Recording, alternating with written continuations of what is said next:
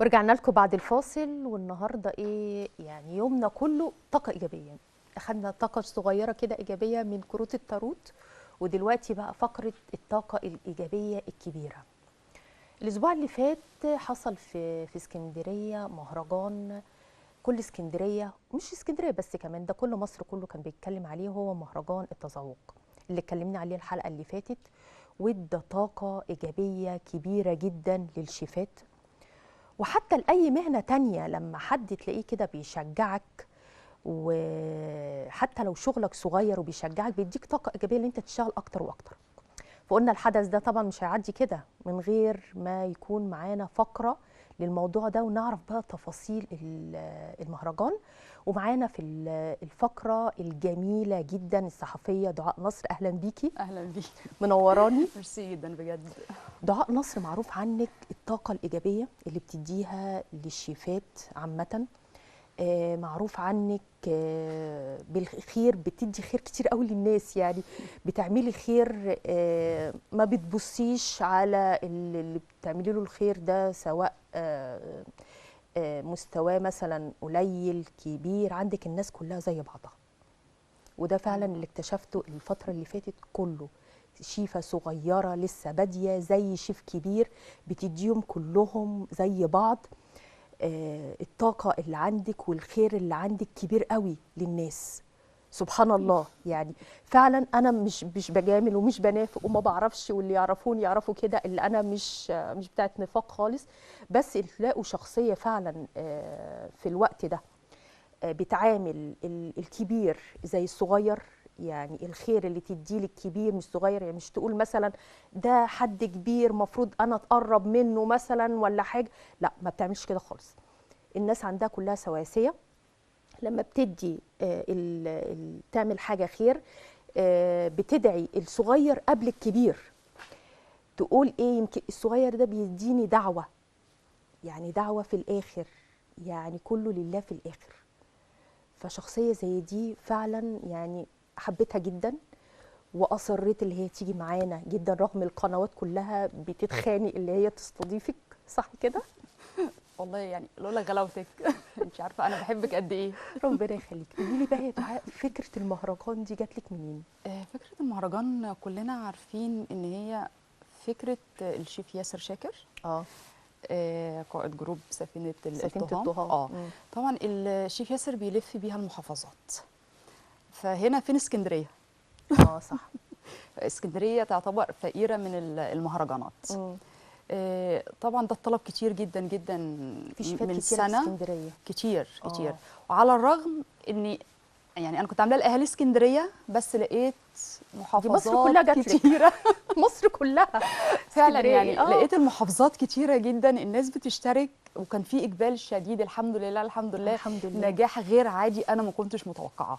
لا كبير كبير، وفعلا يعني كان في الشيف حشد ياسر. في توقيت كان اليوم ده مطره. اه، لا مش مطره، ده كان في نوى برق رعد والناس شتاء. جولك برضه. والناس برضو ما شاء الله جم اه، عدد فوق يعني كان هو المفروض ان هو اه، بالدعاوي. لا يعني ايوه. اللي كان جاي مع حد تاني من غير بس الدعوه، انا في شايفه ان ناس انتوا كتير جت في بدون الاجراءات دعاوي. الوقائيه، لا لا كنتوا. الاجراءات دي اه، كانت كنتوا دي كانت مظبطينها. اساسيه. اه، اه. الالتزام بالكمامات كان معانا كل نص ساعه الكحول لازم. مم.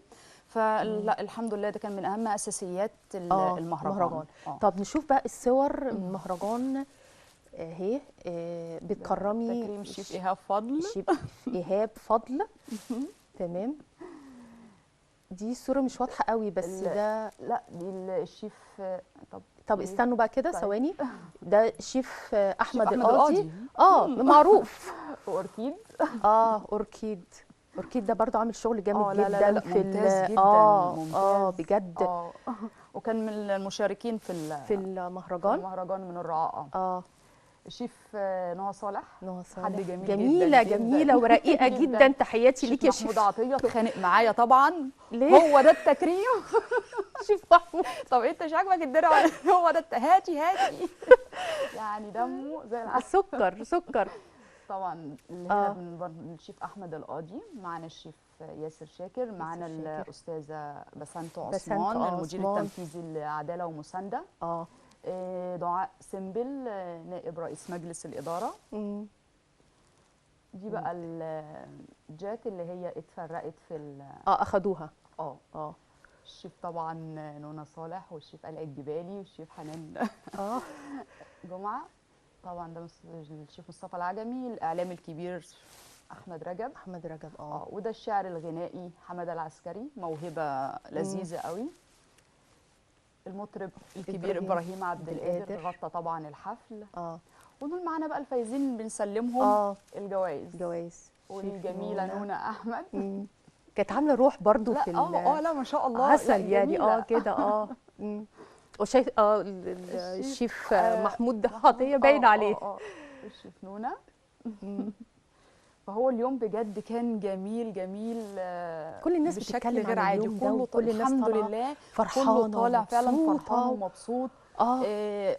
يعني الحمد لله بجد، الحمد لله على ان هو نجاح غير متوقع. تمام.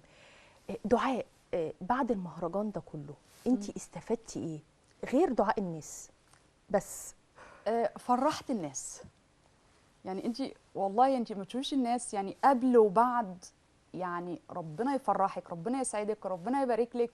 انك عملتيلي، محدش قال انت عملت لنا، انك عملتيلي المهرجان.